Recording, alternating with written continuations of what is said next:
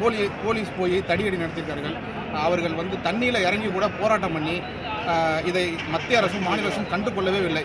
குறிப்பாக அனைத்து திட்டங்களும் தமிழ்நாட்டிலேயே வந்து திணித்து கொண்டிருக்கிறார்கள்.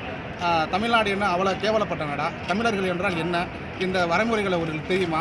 எதுவுமே தெரியவில்லை. அப்படிங்கும்போது இவங்களுக்கு எப்படி புரிய வைக்கிறது என்று இன்னும் கொஞ்சம் கூட தெரியவில்லை. தமிழர்களுடைய வாழ்வாதாரம் என்னங்கிறதே இன்னும் யாருக்கும் தெரியாத ஒரு நிலைமையில் இருந்துகிட்டு. அதனால் கண்டிப்பாக இனி வரும் ஆட்சி கண்டிப்பாக மாற வேண்டும்.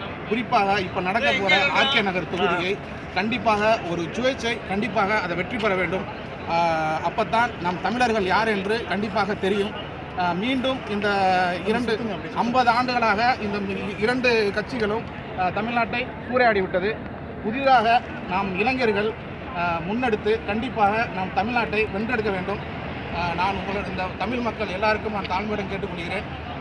புதிதாக ஒரு அரசியல் வர வேண்டும். அது யாராக இருந்தாலும் இந்த தமிழர் தேசிய ஒற்றுமை கண்டிப்பாக அவர்களை நாங்கள் வரவேற்போம். அவர்களுக்கு நாங்கள் உறுதுணையாக இருப்போம். ஓகே.